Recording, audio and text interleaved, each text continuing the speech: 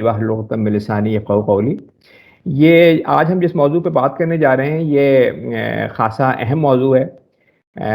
Economy کے اوپر آپ کو پتہ ہے دنیا کے اندر جس سبجیکٹ پہ سب سے زیادہ ڈسکشن ہوتا ہے اور جس پہ جو ہے بات ہو رہی ہوتی ہے وہ اکانومی ہوتی ہے، کیونکہ اس پہ کروڑوں لوگوں کی زندگیوں کا انحصار ہوتا ہے کہ ان کی زندگیاں اچھی گزر رہی ہیں، خراب گزر رہی ہیں۔ ہم دیکھتے ہوں گے ہر روز اس پہ ڈسکشن ہو رہا ہوتا ہے کہ اس حکومت کے اندر جی ڈی پی بہتر ہو رہی ہے، یہاں پہ انفلیشن کی کیا پوزیشن ہے، جابس کریٹ ہو رہی ہیں نہیں ہو رہی۔ مطلب یہ ایک ایسا موضوع ہے جس کے اوپر حکومتوں کے آنے جانے کا بھی انحصار ہوتا ہے، ان کی پاپولیرٹی کا بھی انحصار ہوتا ہے، لوگوں کی زندگیوں کا بھی انحصار ہوتا ہے، اور لوگوں کی جو آپس میں یعنی کنٹریز کی جنگیں ونگیں ہو رہی ہوتی ہیں، آپس میں ڈسپیوٹس ہو رہے ہوتے ہیں، اس میں بھی مین جو اس کے نیچے جو انڈر لائنگ چیز ہوتی ہے وہ اکانومی ہوتی ہے۔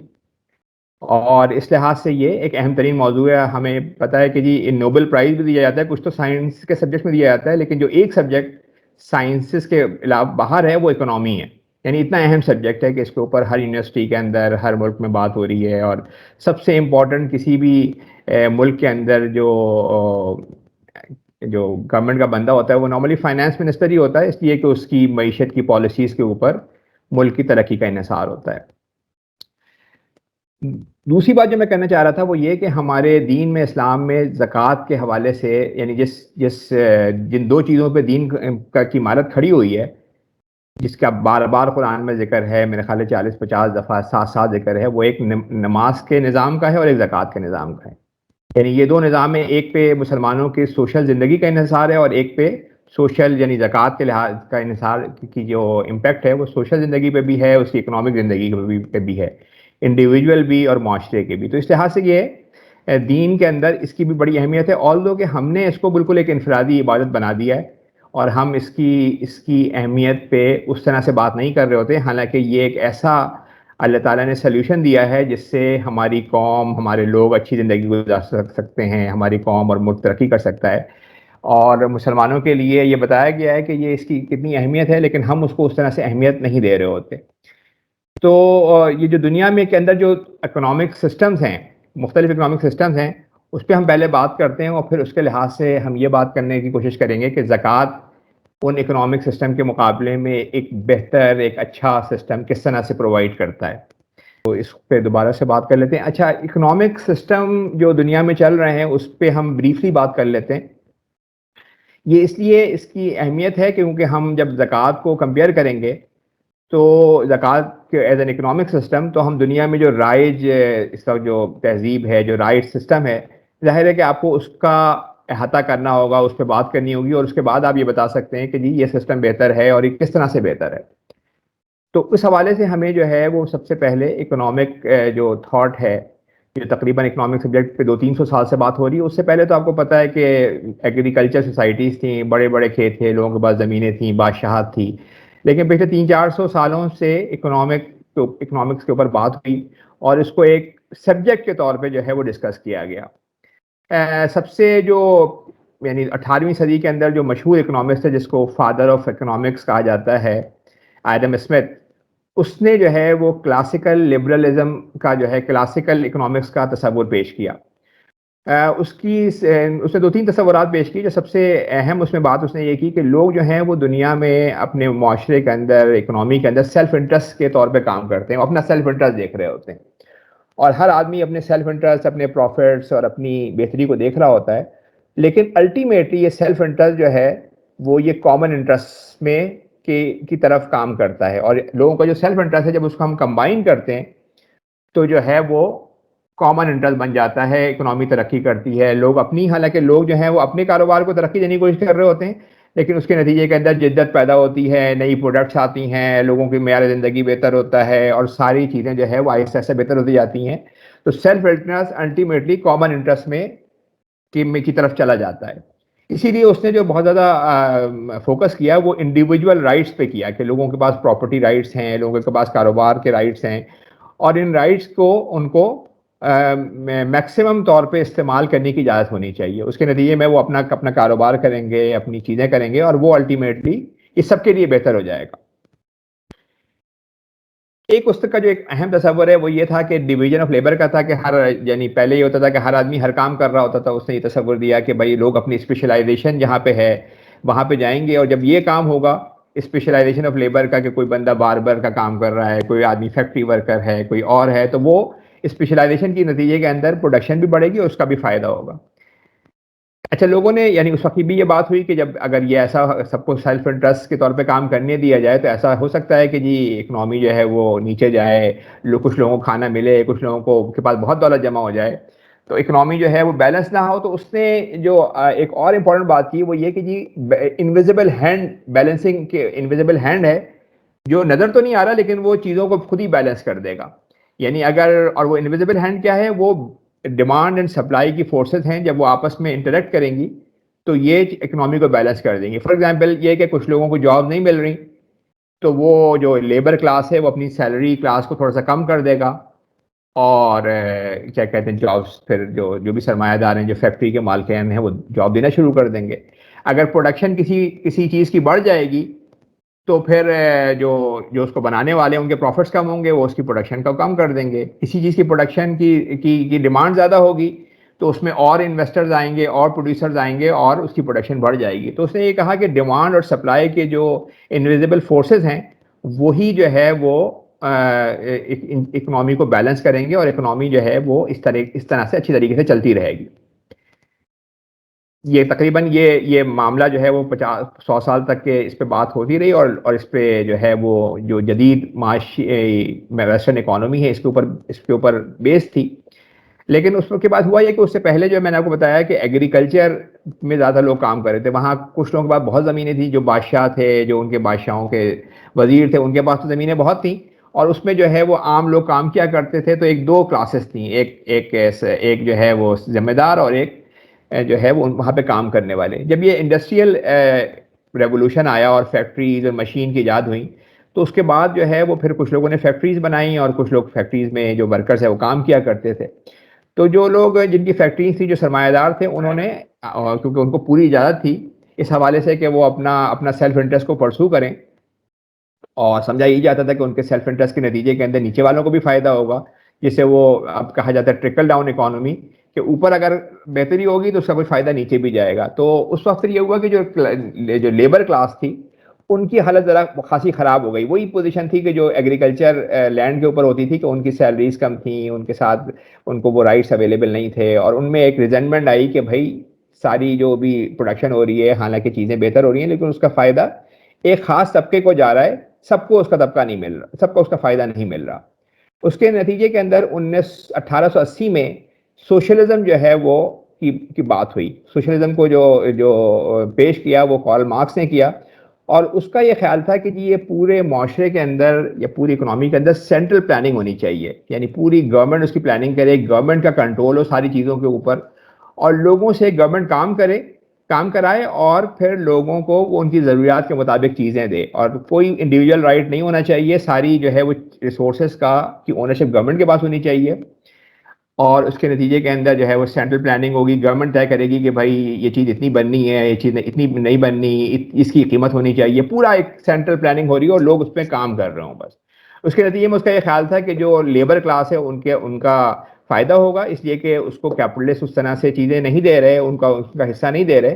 تو جب یہ گورنمنٹ کے ہاتھ میں چیزیں آ جائیں گی تو پورا جو ہے وہ پوری پلاننگ کے تحت کام ہو رہا ہوگا, ریسورسز جو ہے وہ گورنمنٹ کے ہاتھ میں ہوگی. اس کو سوشلزم کا نام اس نے دیا, اور اس نے نظریہ تو 1880 میں پیش کیا, لیکن یہ پھر یہ 20ویں صدی کے شروع کے اندر رشیا, چائنا اور کئی کنٹریز کے اندر جو ہے وہ یہ نظام نافذ ہوا.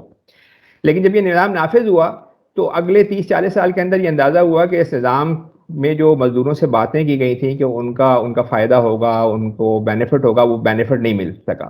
اس کی دو وجوہات تھیں. ایک وجہ تو یہ تھی کہ گورنمنٹ میں جو کچھ لوگ پلاننگ اور کنٹرول کر رہے تھے وہ ظاہر ہے بہت تھوڑے سے لوگ تھے. جب انڈیویجول ہر آدمی کام کر رہا ہوتا ہے تو چیزوں میں جدت آتی ہے, ان کے نئے آئیڈیاز ہوتے ہیں, وہ انٹروڈیوس ہوتے ہیں, اس سے اکنامی ترقی کرتی ہے. اس کے نتیجے میں ہوا یہ کہ وہ معاشرے جیسے ویسٹرن کنٹریز جہاں پہ فری اکانومی تھی, وہاں انہوں نے بہت ترقی کی اسی ٹائم کے اندر, مگر رشیا اور چائنا خاصے پیچھے رہ گئے, اور ان کی اکانومی اس طرح سے ترقی نہیں کر سکی, اور بالکل بیکورڈ اکانومی کی پوزیشن میں وہ رہی. اور دوسری جو وجہ وہ یہ ہوئی کہ وہ یہاں انہوں نے جو جو جو سوشلزم کا تصور پیش کیا تھا وہ تو اس لیے پیش کیا تھا کہ جی سرمایہ دار جو ہے وہ مزدوروں کا کے ساتھ ان کو حق نہیں دے رہے، لیکن جن لوگوں کو گورنمنٹ ملی انہوں نے پھر وہی کام شروع کر دیا، یعنی جو ان کی بیوروکریسی تھی انہوں نے بڑے اپنے لوگوں پہ ظلم کیے اور کنٹرول ان کے پاس آ گیا، تو سرمایہ داروں کی جگہ ایک نئی کلاس بن گئی بیوروکریسی گورنمنٹ کی، کہ جنہوں نے اس سوشلزم کے نظام کو جو بھی تھا جیسا بھی تھا وہ اس کے نتائج بہت خراب ہوئے. دو جو اہم خرابیاں تھیں، ایک تو یہ کہ کوئی اس میں جدت نہیں آ سکی کیونکہ کچھ لوگ پلاننگ کر رہے تھے، کچھ لوگ کنٹرول کر رہے تھے پوری، اور لوگوں میں پھر ظاہر ہے کہ سیلف انٹرسٹ نہ ہو کسی چیز کا تو پھر وہ اس لحاظ سے کام بھی نہیں کر رہے ہوتے، تو وہاں پہ پھر لوگوں میں جو سیلف انٹرسٹ تھا وہ ختم ہو گیا، تو ان کی وہ مقابلہ کرنے کی جو صلاحیت تھی وہ ختم ہو گئی، اور بالآخر 1970-80 میں جا کے پھر یہ نظام جو ہے وہ آلموسٹ ختم ہی ہو گیا، اور اب اس وقت دنیا میں میرا نہیں خیال کسی ملک میں سوشلزم ہے، اور اب اس پہ اس طرح سے بات نہیں ہو رہی ہوتی، لیکن یہ پچھلے 100 سال کے اندر یہ ایک بہت اہم نظام رہا ہے. اور اس میں اور لبرلزم میں اور سوشلزم میں فرق کیا ہے؟ لبرلزم میں سارے رائٹس انڈیویجول کو حاصل ہیں، اور سوشلزم کے اندر وہی کہتے ہیں کہ انڈیویجول کا فائدہ ہی یہی ہے کہ ساری چیزیں گورنمنٹ کے پاس ہوں، فیکٹریز کی اونرشپ ان کے پاس ہو، جو پیداواری جتنی چیزیں ہوں وہ سب گورنمنٹ کے پاس ہوں، گورنمنٹ پلاننگ کر رہی ہو، انڈیویجول صرف کام کر رہے ہو سب کو، اور ان کا خیال تھا کہ گورنمنٹ جب سب کو اپنے اپنے حساب سے سب کی جتنی ضرورتیں وہ پوری کرے گی. تو یہ دوسرا نظام سوشلزم کا تھا. اور پھر جو تیسرا جو پچھلے 1930 میں جب یہ جو سوشلزم کا نظام تھا یہ تو رشیا، چائنا اور کچھ جگہوں پہ نافذ ہوا، لیکن جو ویسٹرن ممالک تھے جو زیادہ ترقی یافتہ تھے جیسے یورپ اور نارتھ امریکہ وغیرہ، وہاں پہ جب 1930 میں گریٹ ڈپریشن آیا اور تقریباً 25-30% لوگوں کی جاب چلی گئیں، اکنامی کا سائز کم ہو گیا، ان کے شیئرز کی قیمتیں 10-15% پہ رہ گئیں، بہت برا حال تھا. تو اس وقت ایک مشہور اکنامسٹ ہے جس کو آپ کو فادر آف میکرو اکنامکس کہا جاتا ہے، لارڈ مینیئرڈ کینز. اس نے یہ تجویز یہ پیش کی کہ لوگوں کو انڈیویجول اجازت تو دیں آپ کام کرنے کی، اور لوگوں کے پاس رائٹس تو ہونے چاہیے، وہ سیلف انٹرسٹ کو پرسو کریں، کیپٹلزم ایک اچھا جو ہے وہ سسٹم ہے. لیکن اس نے یہ کہا کہ جب یہ ڈپریشن آتا ہے، جب ریسیشن آتا ہے، تو لوگ جو ہیں پھر جو ہے وہ چیزیں نہیں خرید رہے ہوتے، سروسز یوز نہیں کر رہے ہوتے، اس کی وجہ سے جاب اور چلی جاتی ہیں اور پورا اکنامی جو ہے وہ ریسیشن میں چلی جاتی ہے.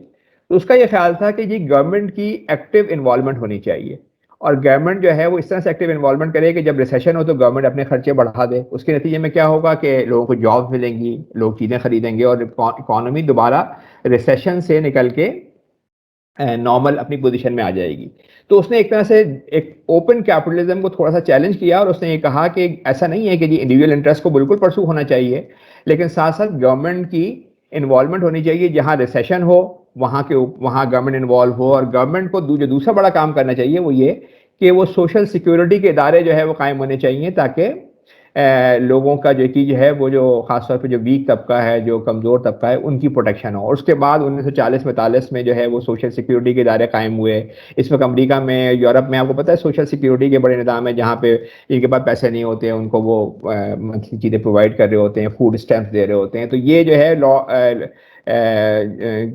کینز کا یہ نظریہ یہ تھا کہ جی گورنمنٹ کو ایکٹیولی انوالو ہونا چاہیے دو چیزوں کے لیے، ایک تو جب ریسیشن میں جائے تو وہ اس پر گورنمنٹ کام کرے، اور دوسرا یہ کہ جو معاشرے کے اندر جو ویک طبقہ ہے اس کے لیے جو ہے وہ پروٹیکشن کے لیے جو ہے ادارے قائم ہوں، اور گورنمنٹ ایکٹیولی اس پہ کام کرے. جب یہ چیز نے یہ نظریہ پیش کیا تو 1930 کے بعد امریکہ میں ایک نیو ڈیل پروگرام شروع ہوا، جس میں گورنمنٹ نے بہت سارے لوگوں کو جابز دیں اور اس میں خاصے انہوں نے کام شام کیے. تو یہ جو کینز کا نظام تھا، یہ جو سسٹم تھا، یہ تقریباً 1970-80 تک چلتا رہا. اس کے بعد پھر 1970-80 کے اندر یہ ہوا کہ دو چیزیں ہوئیں. ایک تو یہ کہ آئل کی پرائسز بہت بڑھ گئیں، تو اس کے نتیجے کے اندر ویسٹرن اکانومی جو ہے وہ ریسیشن میں چلی گئی، اور ساتھ ساتھ یہ کہ وہاں انفلیشن بھی بڑھنے لگا. یعنی ایک تو یہ کہ چیزیں مہنگی بھی ہونے لگیں، اور دوسرا یہ کہ جابس بھی کم ہونے لگیں. تو پھر وہاں کے جو اکنامسٹ تھے انہوں نے کہا کہ یہ جو کینز کا نظام ہے، یہ جو اس نے جو بات کی ہے کہ گورنمنٹ کو انٹرونشن کرنی چاہیے، یہ ٹھیک نہیں ہے. اور اس کے نتیجے میں گورنمنٹ جو بھی کام کر رہی ہے وہ گڑبڑی کر رہی ہے. جیسے وہ سوشل سیکیورٹی کے اگر اسکیم چلا رہی ہے تو اس میں بھی جو ہے وہ بہت ساری لیکیجز ہیں، فراڈز ہیں، لوگوں کو اتنا فائدہ نہیں ہو رہا. اور گورنمنٹ کا کام صرف یہ ہے کہ جی وہ صرف 2-3 کام کرے. ایک تو کام یہ کرے کہ اگر لوگوں میں ڈسپیوٹ ہو جائے تو ڈسپیوٹ کو حل کرے، وہ جو جوڈیشری کا کام ہے. دوسرا کام یہ کہ جو پروٹیکشن دے، یعنی جو آرمی کام کر رہی ہے وہ پروٹیکشن ان کو دے دے، اس طرح کے کام کرے. گورنمنٹ کو چیزوں میں انوالو نہیں ہونا چاہیے، اس لیے کہ جب بھی گورنمنٹ انوالو ہوتی ہے تو وہ اچھا کرنے کے بجائے خراب زیادہ کرتی ہے. تو ان کا یہ خیال تھا کہ جی مارکیٹ فورسز کے اوپر پہ پوری اکنامی کو چھوڑ دینا چاہیے. تو اس طبقے کا نام جو تھا وہ نیو لبرلزم رکھا گیا، کہ انہوں نے کہا جی لوگوں کو آزاد چھوڑ دیں، لوگ اپنی اپنی اپنی کام کریں اور اس کے نتیجے کے اندر جو ہے وہ خود ہی اکنامی ترقی کرے گی. اور انہوں نے زیادہ فوکس پھر کس پہ کیا کہ گورنمنٹ انٹرفیئر نہ کرے، سوشل ادارے کم سے کم ہوں، ایون ہیلتھ کے ادارے، ایجوکیشن، اس کو بھی جتنا پرائیویٹائز کر سکتے ہوں کریں، اور گلوبلائزیشن ہو، ٹریڈ ٹیرس کم ہو تاکہ لوگ ایک دوسرے سے جو ہے وہ چیزیں خرید سکیں. بڑی کوآپریشنز بنی جنہوں نے ظاہر پروفٹس. لیکن انہوں نے یہ تو بات کی کہ جی لوگوں کا کو انڈیویجول آزادی ہونی چاہیے. لیکن اس میں ہوا یہ کہ جب 1980 وغیرہ کے اندر جو بڑی کارپوریشن بنی، انہوں نے اپنے جو ان کے انٹلیکچوئل وہ تھے، برانڈس تھے، ان کے جو کاپی رائٹس تھے، اس کے نتیجے میں انہوں نے پروفٹس بھی بہت کمائے. اور 1980 کے بعد سے اب تک پھر یہ ہوا کہ جب یہ ان کو اتنی بڑی کارپوریشن بنی اور لوگوں کو یہ نیو لبرلزم آیا تو دولت اور کنسنٹریٹ ہونا شروع ہو گئی کچھ لوگوں کے ہاتھوں کے اندر. اس پہ ہم بعد میں بات کریں گے. اور نیو لبرلزم میں دو تین چیزیں انہوں نے بات کی. میں نے آپ کو بتایا کہ تو گلوبلائزیشن کے آپس میں کنٹریز میں ٹریڈ ٹیرس نہیں ہونے چاہیے، کہیں کا بندہ کہیں بھی جاب کر لے. البتہ انہوں نے یہ ضرور کہا، یہ بات کی جو فری مارکیٹ کے خلاف ہے، وہ یہ کہ جی مونوپولی پروفٹ، یعنی اگر کسی کے کوئی ٹریڈ مارکس ہیں، کسی کے کوئی برانڈز ہیں، تو اس کو وہ رجسٹر کریں اور پھر اس کے نتیجے کے اندر لوگوں کے جو جو جو یعنی جو ویلدی طبقہ تھا، ان کے پاس ریئل اسٹیٹ تھی، ان کے پاس انٹلیکچوئل پراپرٹی تھی، جس کے نتیجے میں انہوں نے خاصا زیادہ پیسہ کمایا اور دولت کنسنٹریٹ ہونا شروع ہو گئی. ساتھ ساتھ نیو لبرلزم کے اندر جو ایک بات انہوں نے کی وہ یہ کہ ویسے تو گورنمنٹ کسی چیز میں انوالو نہ ہو سوائے سیکیورٹی کے، اور دوسرا جو ہے وہ ڈسپیوٹ جب آپس میں ہو جو عدالتی نظام ہو. ایک تیسری چیز انہوں نے کی کہ ایک چیز اور مشہور ہے وہ جو گورنمنٹ کو کرنی چاہیے، وہ یہ کہ سینٹرل بینک جو ہے وہ اس کا نظام ہونا چاہیے، کیونکہ منی سپلائی جو ہے وہ اگر ٹھیک ہوتی رہے گی تو معاشرہ ترقی کرتا رہے گا. تو ان کا یہ خیال تھا کہ 1930 کے اندر جو ڈپریشن آیا اس کی وجہ یہی تھی کہ سینٹرل بینک نے اپنا کردار ادا نہیں کیا. تو ابھی اب ہم دیکھتے ہوں گے آج کل اسٹیٹ بینک کا دنیا بھر میں یہ ہے کہ ان کو انڈیپینڈنس دی جائے، ان کو آٹومیشن، ان کی جو ہے وہ ان کو آٹونومی دی جائے. اس کی وجہ یہی ہے کہ ان کا یہ جو نیو لبرلز کا یہ خیال ہے کہ جو تیسرا کام جو گورنمنٹ کو سیکیورٹی کے اور ڈسپیوٹ ریزولوشن کے بات کرنا چاہیے وہ یہ کہ منی سپلائی ان کو ٹھیک کرنی چاہیے، کیونکہ منی اگر سپلائی ٹھیک نہیں ہوگی تو اس کے نتیجے میں ان کا خیال ہے کہ ریسیشن ہو سکتا ہے. تو پچھلے 30-40 سال کے اندر جو ابھی نظام نافذ ہے وہ نیو لبرلزم ہی ہے، جس کے اندر کوشش کی جاتی ہے گورنمنٹ کے کا رول کم ہو، سوائے ان تین جگہوں پہ جو میں نے آپ کو بتایا کہ سیکیورٹی، ڈسپیوٹ ریزولوشن اور منی سپلائی اور منی کنٹرول. اس کے علاوہ گورنمنٹ کا رول کم ہو. لیکن اس کے نتیجے میں ہوا یہ کہ جو بڑی کارپوریشن بنی، لوگوں کے جو زیادہ دولت مند لوگ تھے ان کے پاس دولت خاصی اکٹھی ہوئی. اس پہ ہم آگے بات کر لیتے ہیں. تو پچھلے 30-40 سال کے اندر یہ ہوا کہ تقریباً ایک بڑا مشہور ادارہ ہے آکسفم، اس نے یہ رپورٹ کیا کہ دولت کی کنسنٹریشن بہت تیزی سے بڑھی. یعنی اس وقت دنیا میں 2010 میں 388 ایسے لوگ تھے جن کے پاس تقریباً باٹم 50% جتنے لوگ ہیں ان کے برابر کی دولت تھی. یعنی ایک جہاز کے اندر 388 لوگ آ سکتے ہیں، ان کے پاس آدھی دنیا میں جو نیچے لوگ ہیں ان کے برابر کی دولت، ریسورسز ان کے پاس تھے. اور یہ پچھلے 30-35 سالوں کے اندر بہت کنسنٹریشن بڑھ گئی تھی جب سے یہ نیو لبرلزم کا نظام آیا تھا. اور 2010 سے پھر 2017 تک کے اندر وہ لوگ جو 388 تھے وہ رہ گئے 42 لوگ. یعنی اب ایک بس کے اندر وہ اتنے لوگ آ سکتے ہیں جن کے پاس آدھی دنیا کی دولت تھی. اور میرا خیال ہے اگر 2020-21 میں دوبارہ جا کے اس کو دیکھا جائے گا تو 10-12 لوگ ہوں گے، جس میں فیس بک کا وہ ہے، امیزون کا مالک ہے، اور کئی لوگ ہیں جن کے آج 10-12 لوگ کہ جن کے پاس تقریباً آدھی دنیا کے پاس دولت موجود ہے. تو دولت کی کنسنٹریشن ہو رہی ہے. اس کی کئی وجوہات ہیں.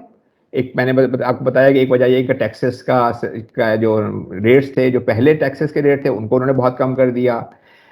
لوگوں کو مونوپولی پروفٹس کمانے کی اجازت دی گئی، اور فری جو ہے وہ رائٹس دیے گئے کہ تم جتنا کما سکتے ہو کماؤ. تو اس کے نتیجے میں دولت کنسنٹریٹ ہوتی گئی. اور جو ریچسٹ 1% لوگ ہیں ان کے پاس تقریباً نیچے کے 90% لوگوں کے برابر دولت ہو گئی جمع. اور اب جو نئی یعنی جو دولت میں جو انکریز ہو رہا ہے وہ بھی تقریباً انہیں 1% لوگوں کے پاس جا رہا ہے. اور اس کی وجہ یہ وہ پالیسیز ہیں کہ جس کی وجہ سے یہ کنسنٹریشن ہو رہی ہے. اور آلدو کہ پاورٹی یا غربت کے اندر خاصی کمی ہوئی ہے، لیکن ورلڈ بینک کے مطابق ابھی بھی تقریباً 650 ملین لوگ یعنی 65 کروڑ لوگ ایسے ہیں کہ جن کے پاس دنیا میں کیا کہتے ہیں پراپر کھانے پینے کو، ان کے بچوں کو ایجوکیشن، ان کے پاس اور دوسری چیزیں موجود نہیں ہیں۔ اور اگر ہم پاکستان کے حوالے سے دیکھیں تو پاکستان کے اندر یہ صورتحال زیادہ خراب ہے، اس لیے کہ تقریباً 1/3 لوگ ہمارے ایسے ہیں، 7 سے 8 کروڑ لوگ، کہ جن کے پاس بیسک یعنی جو سطح غربت ہوتی ہے اس سے نیچے ہیں، کہ ان کے پاس کھانے پینے کو پراپر اویلیبلٹی نہیں ہے، ان کے جو بچے ہیں ان کو ایجوکیشن کی اور بقیہ سہولیات میسر نہیں ہیں، اور وہ اکنامی میں اس طرح سے پارٹیسپیٹ نہیں کر پا رہے ہیں، اور اس کی وجہ سے جو ہے وہ پاکستان کی اکنامی بھی نیچے جا رہی ہے، اور جو ہمارا جو معاشرہ ہے وہ بھی انسٹیبل ہے۔ ظاہر ہے کہ ایسا معاشرہ ہے کہ جس کے اندر 1/3 لوگوں کو کھانے پینے کو نہیں مل رہا ہو، تو سچویشن وہ بھی خراب ہو رہی ہے۔ تو اس وقت دنیا میں صورتحال یہ ہے کہ نیو لبرلزم کا نظام نافذ ہے، دولت کنسنٹریٹ ہو رہی ہے، جو فردر جو دولت آ رہی ہے وہ بھی 1% لوگوں کے پاس جا رہی ہے، اس کی بجائے یہ پالیسیز ہیں، ٹیکس کا ریڈکشن اور جو میں نے آپ کو بتایا۔ اچھا، اب ہم ان لوگوں کی بات کر لیتے ہیں کہ جو بیچارے ایسے ہیں کہ جن کو اس وقت دنیا میں پراپر زندگی گزارنے کی سہولیات موجود نہیں ہیں، ان کی کیا پوزیشن ہے، اس پہ تھوڑا سا ہم ڈسکس کر لیتے ہیں، تاکہ ہم زکوٰۃ کے نظام کو بیان کرنے سے پہلے ہم اس پہ تھوڑی سی ڈیٹیل میں بات کر لیں۔ دولت کنسنٹریٹ ہو رہی ہے، اور پھر وہ لوگ کہ جو بیچارے یعنی ایک تو اوپر کے لوگ ہیں، ایلیٹ کلاس ہے، جن کی جو بے تحاشا دولت کما رہے ہیں، ٹھیک ہے، ایک وہ کلاس ہے، ایک اور اس کے ساتھ ساتھ جو بڑی کمپنیز کے اندر جو اچھی جابس کر رہے ہیں وہ بھی ایک کلاس ہے، لیکن وہ کلاس کے جو ان کے پاس پراپرلی جو ہے وہ چیزیں نہیں ہیں دنیا کے اندر اپنی زندگی کو اچھی طرح گزارنے کی، ان کی کیا پوزیشن ہے، اس پہ ہم بات کر لیتے ہیں۔ پہلی امپورٹنٹ چیز ہم ڈسکس کر چکے ہیں کہ بہت یعنی اس وقت انیکوالٹی کا بڑا ہی ہائی لیول ہے، یہ تقریباً وہ پوزیشن ہے کہ جو 19ویں صدی میں جب بڑی بڑی بادشاہتیں تھیں اور جاگیرداری نظام تھا یورپ امریکہ میں، تقریباً وہ انیکوالٹی کی پوزیشن آ گئی ہے کہ 1% لوگوں کے پاس 90% جو ہے دولت جمع ہو گئی ہے، اور جو بے شمار لوگ ایسے ہیں، حالانکہ امریکہ کو ہم سمجھتے ہیں کہ بڑی امیر کنٹری ہے، کینیڈا ایک بڑا امیر کنٹری ہے، لیکن وہاں بھی 5 سے 10% لوگ ایسے ہیں کہ جو بیچارے کھانے یعنی غربت کا شکار ہیں، یا ان کے پاس ایسٹس کم ہیں اور ان کے پاس ان کی لائبلٹیز زیادہ ہیں۔ تو انیکوالٹی پاکستان میں تو ہم زیادہ نظر آ رہی ہوتی ہے، 1/3 لوگ ہیں، لیکن جو امیر لوگ ہیں جہاں پہ بہت پروڈکشن ہے، یعنی جو پاکستان سے 200 گنا امیر ہوں گے، وہاں بھی غربت کی ایک سطح موجود ہے، وہ جس کی وجہ ان کی پالیسیز ہیں۔ تو ایک تو پہلی بات تو یہ ہے کہ انیکوالٹی بہت زیادہ ہوئی ہے، اس کی وجہ سے کیا ہے کہ دوسری بات ہے وہ یہ کہ کرونک انسیکیورٹی، یعنی وہ لوگ کہ جو انیکوالٹی میں دو قسم کے لوگ ہیں، ایک تو اوپر ہیں جو جن کے پاس چیزیں ہیں اویلیبل ہیں جو کما بھی رہے ہیں، جو بیچارے 50-60% جو نیچے کے لوگ ہیں ان میں کرونک انسیکیورٹی ہے، یعنی جو بھی لوگ ہیں وہ اپنے آپ کو انسیکیور محسوس کر رہے ہوتے ہیں، ان کا یہ خیال یہ ہو رہا ہوتا ہے کہ اگر کوئی ایک حادثہ ہو گیا، کوئی ایکسیڈنٹ ہو گیا، کوئی ان کی جاب چلی گئی، کوئی اور مسئلہ ان کے ساتھ ہو گیا، تو وہ بالکل ان کا یہ خیال ہوتا ہے کہ جی پھر ہم کیسے گزارا کریں گے، ہم روڈ پہ ہی نہ آ جائیں۔ تو وہ اس کے نتیجے میں جو اتنی کرونک انسیکیورٹی ہے لوگوں میں، جو تقریباً 50-60% لوگوں میں تو ہے ہی، باقی اس سے اوپر کے لوگ بھی کمپٹیشن میں لگے ہوئے ہیں، اس کی وجہ سے دو چیزیں ہو رہی ہیں، ایک تو یہ کہ وہ اپنے پوٹینشیل پہ کام نہیں کر پا رہے ہوتے، ظاہر ہے کہ اگر آپ کو پتہ ہے کہ جب آپ کو سیکیورٹی ہو تو پھر آپ کا آئی کیو لیول بھی ہائی ہوتا ہے، آپ لوگوں سے اچھی طرح سے بات چیت بھی کر رہے ہوتے ہیں، لوگوں کے ساتھ آپ کی انٹریکشن بھی اچھی ہوتی ہے، تو جو ان کا پوٹینشیل ہے، ایک تو ان کی اپنی زندگی تو خراب ہو رہی ہے کیونکہ وہ انسیکیورٹی محسوس کر رہے ہیں، لیکن وہ اپنے فل پوٹینشیل پہ کام بھی نہیں کر پا رہے۔ پھر جو دوسرا مسئلہ ان لوگوں کے ساتھ ہے انیکوالٹی کے نتیجے میں، وہ یہ ہے کہ وہ انسیکیور محسوس کر رہے ہیں، اور یہ انسیکیورٹی صرف پاکستان جیسے غریب ملک میں نہیں ہے، دنیا بھر کے ممالک میں یہ انسیکیورٹی، خاص طور پہ وہ جو کیپٹلسٹ سوسائٹیز ہیں جیسے امریکہ، یو کے، وہاں بھی یہ انسیکیورٹی جو بھی سرویز ہوئے ہیں اس میں ابھی جو ایک سروے میں پڑھ رہا تھا کہ ورک پلیس پہ جو سب سے زیادہ یعنی کام انڈر پرفارمنس کی وجہ انسیکیورٹی ہوتی ہے۔ تو یہ خاصا بڑا مسئلہ ہے کہ لوگ انسیکیور محسوس کر رہے ہیں۔ تیسری جو بڑا جو کام ہے وہ یہ کہ جب وہ انسیکیور ہیں تو ان کے ساتھ کوئی بھی جب مسئلہ ہو جاتا ہے، کوئی فار ایگزامپل ان کی جاب چلی گئی، کوئی ان کا ایکسیڈنٹ ہو گیا، تو وہ ڈیٹ قرضے میں آ جاتے ہیں۔ اس وقت امریکہ کے اندر تقریباً یعنی پرائیویٹ ڈیٹ جو ہے، جو لوگوں کے پاس قرضے ہیں وہ بہت زیادہ ہیں، اور اس قرضے کے نتیجے کے اندر وہ ہر وقت پرابلم میں رہتے ہیں. یعنی امریکہ میں یہ تھا کہ زیادہ تر لوگوں کے گھر جو ہے وہ قرضوں پہ ہوتے ہیں.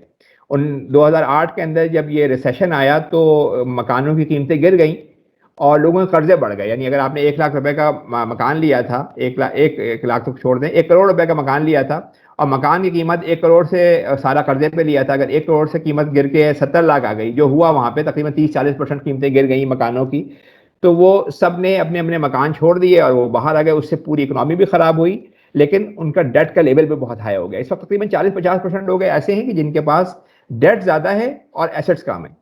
تو یہ جو 3 خطرناک چیزیں ہیں، ٹیریفائنگ لیول آف انیکوالٹی، ساتھ ساتھ وہ لوگ انسیکیور ہیں، اور تیسروں میں سے بے شمار لوگ، پاکستان میں اتنا ڈیٹ کا نظام نہیں ہے لیکن یہ کہ دنیا بھر میں یہ سارے کام ہی ڈیٹ پہ ہوتے ہیں. آپ نے مکان لینا ہے تو وہ قرضے پہ ہے، گاڑی لینی ہے تو وہ قرضے پہ ہے، اور جیسے ہی آپ کسی خراب پوزیشن میں آتے ہیں تو آپ کو قرض تو واپس کرنا پڑتا ہے. تو یہ تینوں چیزیں جو ہے وہ ان لوگوں کے لیے بہت ہی پرابلم کریٹ کر رہی ہیں، وہ 50-60% لوگ کہ جو ان تینوں چیزوں میں پھنسے ہوئے ہیں. اور ان تینوں جو چیزیں، انیکوالٹی، انسیکیورٹی اور جو قرضے ہیں، اس کے نتیجے کے اندر اسٹریس میں ہیں وہ لوگ. پینڈیمک آف انٹرسٹ اس وقت جو میں انڈر پرفارمنس کی بات کر رہا تھا ورک پلیس کے اوپر، اور ڈومیسٹک وائلنس جو ہے وہاں پہ سروس کے مطابق سب سے زیادہ مسئلہ اس میں یہ ہے کہ وہ اسٹریس میں لوگ ہیں. کسی کے پاس قرضے کا اسٹریس ہے، کسی کوئی اور انسیکیورٹی محسوس کر رہا ہے، اور انیکوالٹی بہت زیادہ ہے، تو وہ ہر وقت وہ لوگ اسٹریس کے اندر کام کر رہے ہیں، بس لگے ہوئے ہیں. اور اس کے نتیجے کے اندر جو آپ کو پتہ ہے جو 2 بڑی بیماریاں ہیں، شوگر کی بیماری ہوتی ہے، بلڈ پریشر کی، تو وہ بیماریاں بھی اسٹریس کی وجہ سے خاصی بڑھ جاتی ہیں. سائیکالوجیکل پرابلم الگ ہیں. اس وقت جتنی جو ہے وہ سائیکالوجیکل دوائیں بک رہی ہیں، وہ اتنی تاریخ میں کبھی پہلے نہیں ہوتی تھی. اس کی وجہ ہے کہ اسٹریس ہے لوگوں میں، اور اس کے نتیجے میں یا تو فزیکل بیماریاں بھی ہو جاتی ہیں، ورک پلیس پہ بھی انڈر پرفارمنس ہے، سائیکالوجیکل بھی ایشو ہیں. تو یہ 3-4 چیزیں جو ہے وہ خاصی پرابلمٹک ہیں. جو 5ویں چیز میں نے لکھی ہے وہ پریکیرٹی ہے. یعنی وہ یہ کہتے ہیں کہ یہ لوگ جو ہیں وہ، ان میں سے بے شمار لوگ ایسے ہیں، ان کا یہ خیال ہوتا ہے کہ جی ہم تو، ان کی کوئی دلچسپی نہیں ہے، بس وہ اپنا کام کر رہے ہیں، ان کو کوئی ان کے لیے ہوپ نہیں ہے کہ چیزیں بہتر ہو جائیں گی، اور وہ بڑی یعنی بیچارگی کی زندگی گزار کر رہے ہیں. میرے خیال ہے اردو میں اس کا ترجمہ بیچارگی زیادہ بہتر ہوگا، کہ وہ آپ سے فیور مانگ رہے ہوتے ہیں. آپ نے آس پاس میں دیکھے ہوں گے لوگ کہ جو چھوٹی چھوٹی چیزوں کے لیے آپ سے فیور مانگ رہے ہوتے ہیں، مطلب ان کی ڈگنیفائڈ لائف نہیں ہوتی. حالانکہ اتنی بڑی تعداد ہے، ہم کیونکہ اس کے عادی ہیں تو ہمیں نہیں محسوس ہو رہا ہوتا، لیکن سوچیں آپ ان کی جگہ پہ رکھ کے دیکھیں تو آپ کو لگ رہا ہوتا ہے مختلف لوگوں سے فیور مانگ رہے ہیں، چھوٹا سا آپ ان کے ساتھ فیور کر دیں تو کوئی ایسی زندگی نہیں ہے. جبکہ اتنی دنیا میں پروڈکشن ہو رہی ہے، اتنی دولت جمع ہو چکی ہے، پھر بھی ایک آبادی کا تقریباً آدھی آبادی ایسی ہے کہ جو ڈگنیفائڈ لائف نہیں گزار رہی. اور وہ جو ہے ان کو یہ بھی خطرہ ہو رہا ہے کہ جی ٹیکنالوجیکل چینجز ہوں گی، آٹومیشن ہوگی، اس کے نتیجے میں ان کا کام کم ہو جائے گا، بزنس خراب ہو جائے گا، جاب چلی جائیں گی. تو وہ ایک بیچارگی کی زندگی کے اندر گزار رہے ہیں. اور یہ بیچارگی کی زندگی پاکستان میں نہیں ہے، دنیا بھر کے اندر جو ہے وہ اس طرح کی سچویشن ہے. اچھا، اس میں سے کچھ لوگ تو ایسے ہیں کہ جو کہتے ہیں کہ جی ایک بڑی تعداد جو کہتے ہیں کہ جی جو بھی، ان کو سمجھ میں نہیں آ رہا ہوتا کیا ہو رہا ہے. کچھ لوگ ایسے ہیں جن کے اندر اس کی وجہ سے اینگر ہوتا ہے، جو کہتے ہیں کہ جی جو بھی ہو رہا ہے اس سے وہ ہمارے لیے ٹھیک نہیں ہو رہا اور ہمیں اس کے خلاف ریزسٹ کرنا چاہیے. اس کے نتیجے میں پھر ہوتا یہ ہے کہ ایسے جو نعرے ہوتے ہیں جو فاشزم والے ہوتے ہیں یا پاپولزم والے، اس کے پیچھے لوگ چل پڑتے ہیں. جیسے امریکہ کے اندر پچھلے 2016 میں ٹرمپ صاحب جو ہے وہ منتخب ہوئے، اور ان کا نعرہ یہی تھا کہ جی یہ جو باہر کے لوگ آ رہے ہیں یہ تمہارے پیسے کھا رہے ہیں، ان کو کم کرو، امیگریشن کم کرو، جو رائٹس ہیں یہ تمہارے لے رہے ہیں یہ. تو یہ دنیا بھر میں یہ بھی چکر چل رہا ہے کہ لوگ جو ہیں وہ جب یہ دیکھتے ہیں کہ جی ہمارے پاس اتنی غربت ہے، تو ان کو لیڈر ان کو یہ بتاتے ہیں کہ دوسرا کوئی کام گڑبڑ کر رہا ہے. وہ اپنے یعنی امریکہ میں یہ ہو رہا ہے کہ جو باہر سے لوگ آ کے وہ گڑبڑ کر رہے ہیں، یہ مسلمان آ کے گڑبڑ کر رہے ہیں. اور یہ مسئلہ دنیا بھر کے اندر ہے. مطلب آپ یہ دیکھیں کہ ہر جگہ پہ یہ جو نفرت کی جو سیاست ہے یہ شروع ہو گئی ہے. اور اس میں لوگوں کو یہ سمجھ میں نہیں آ رہا ہوتا کہ بھائی سسٹم کی خرابی ہے، یہ لوگوں کی نفرت آپس میں ہو رہی ہوتی ہے. میں پاکستان میں ایک مثال دوں، جیسے کراچی سندھ کے اندر الطاف حسین صاحب آئے تو انہوں نے کہا جی جو بھی کچھ ہو رہا ہے نا یہ دوسرے لوگ تمہارا رائٹ. حالانکہ کراچی مطلب اپنی پیسوں کے لحاظ سے اچھا شہر تھا 30-40 سال پہلے، لیکن انہوں نے بار بار یہ کہا کہ جی دوسرے لوگ تمہاری چیزیں کھا رہے ہیں. اور اس کے نتیجے میں لڑائی شروع ہوئی، پورا شہر جو ہے وہ خراب ہو گیا. اور حالانکہ یہ تو نہیں ہو سکتا کہ جو سندھ کے اندر جہاں پہ زیادہ غربت ہے وہ لوگ تو وہاں پہ ایک لڑائی جو ہے وہ سندھی معاہدے شروع ہو گئی. تو یہاں پہ سندھ میں کے اندر جو لوگ ہیں یعنی جو بیچارے جو مزارے ہیں وہ ان کو جاگیردار یہ سمجھاتے ہیں کہ بھائی یہ نہ ہو کہ کراچی والے دوبارہ اس پہ قبضہ کر لیں, تو وہ آپس میں ہی ووٹ بھی انہیں کو ڈال رہے ہوتے ہیں. اسے آپ پاپولزم کی سیاست کہیں گے کہ لوگ آپ کو یہ بتاتے ہیں کیونکہ آپ بہت غربت میں ہیں تو ایسا یہ دوسرا تمہارا بندہ تمہاری چیزیں کھا رہا ہے. تو اس لڑائی کے میں دنیا بھر میں یہ مسئلے ہو رہے ہیں, امریکہ کے اندر بھی ہے. اگر آپ دیکھیں کہ انڈیا کے اندر مودی صاحب آئے, انہوں نے بھی جو ہے وہ مسلمانوں کے خلاف شروع کر دیا ہے. یو کے اندر بھی اس طرح کی باتیں ہو رہی ہیں, دنیا بھر میں یہ باتیں ہو رہی ہیں. حالانکہ ان کو یہ سمجھنا چاہیے کہ ان کا سسٹم غلط ہے, معاشرے کے اندر جو امیر لوگ ہیں ان کے پاس کنسنٹریٹ ہو رہی ہے, کوئی دوسرا نہیں کھا رہا. لیکن وہ سیاست ایسی ہو رہی ہے کہ جس کے اندر آپس میں نفرت ہو رہی ہے. آپ تو اس جو میں نے آپ کو بتایا کہ جو پریکیرٹی میں جو بیچارگی میں لوگ دو قسم کے ہیں, ایک تو وہ ہیں کہ جن کو کوئی دلچسپی نہیں رہ گئی, بس وہ اپنا مشین کی طرح اپنی زندگی گزار رہے ہیں, کوئی ان کو خوف نہیں ہے. دوسرے وہ لوگ ہیں جن کے دلوں میں یہ ہے کہ جی ہمارے ساتھ ٹھیک نہیں ہو رہا, اور وہ پھر ایسے نعروں کے پیچھے چل پڑتے ہیں. تو یہ جو میں نے آپ کو 5-7 چیزیں لکھی ہیں کہ terrifying level of inequality, chronic insecurity, high level of debt, جو پاکستان میں تھوڑا کم ہے لیکن دنیا بھر میں بہت زیادہ, پاکستان میں بھی ہے لیکن دنیا بھر میں تو ساری چیزیں ہی قرضے پہ لے رہے ہیں وہ, اور اس کے نتیجے میں مطلب بڑی خطرناک حد تک اسٹریس, اور پھر لوگوں کی جو ہے وہ بیچارگی کی زندگی اور ایک خراب سیاست. یہ جو ہے وہ ہماری ایک اسٹیبل سوسائٹی, یہ جو نیو لبرلزم کا نتیجہ جو نکلا ہے وہ یہ نکلا ہے. اچھا یہ میں آپ کو بتا دوں کہ اس میں یہ ایک بڑا اچھا سا چارٹ بنایا ہوا ہے یہ کہ جب دو بڑے اکنامک حادثے ہوئے, ایک 1930 میں ڈپریشن ہوا تھا اور ایک 2000 میں گریٹ ریسیشن ہوا تھا. تو یہ چارٹ انہوں نے بنایا ہے کہ یہ وہ ٹائم تھا جب ہائی لیول آف انیکوالٹی تھا. یعنی ابھی تو میں نے آپ کو ویلتھ کی بات بتائی نا کہ ویلتھ انکم جو ہے وہ 2030 میں 1% لوگ جو تھے وہ تقریباً 25% ان کے پاس نئی کما رہے تھے, وہ ان کے پاس انکم ان کے پاس جاری تھی. اور اس کے بعد جو ہے وہ پھر ٹیکس بڑھائے گئے, پھر جو ہے وہ منیمم ویجز بڑھائی گئی, سوشل سیکورٹی ہوئی. تو یہ پھر جو ہے جو 1% لوگوں کے پاس انکم تھوڑی کم ہوتی گئی, پھر تو ابھی بڑھنے لگی. اور آپ دیکھیں 1990-80 میں یہ دوبارہ بڑھنے لگی جب یہ نیو لبرلزم آیا, اور 2007 کے اندر یہ دوبارہ اسی جگہ پہ پہنچ گئی جہاں پہ 1928 میں تھی, اور پھر گریٹ ریسیشن آیا.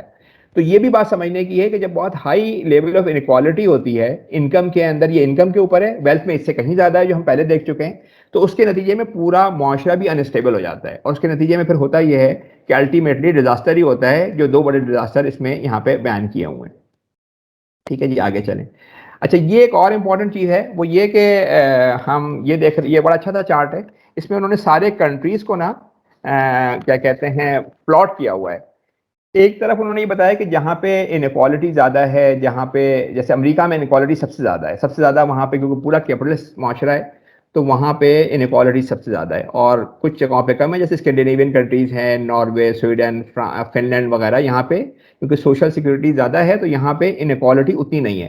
تو انہوں نے ایک سائڈ پہ نا وہ رکھ دیا کہ جو آپ کے ساتھ پرابلم ہوتے ہیں, جیسے لائف ایکسپیکٹنسی ہے, اسکول میں لوگ چھوڑ کے چلے جاتے ہیں, بچوں کی اچھی کیئر ہے, آپس میں ٹرسٹ ہے, کمیونٹی لائف ہے, ہومیسائڈ یعنی قتل کتنے ہو رہے ہیں وہاں پہ, امپریزنمنٹ کتنے لوگ جیلوں کے اندر ہیں. تو یہ بڑا اچھا انہوں نے ایک سروے کیا, انہوں نے بتایا کہ جہاں جتنی زیادہ انیکوالٹی ہے وہاں اتنا زیادہ جو ہے وہ یہ سارے پرابلمز ہیں.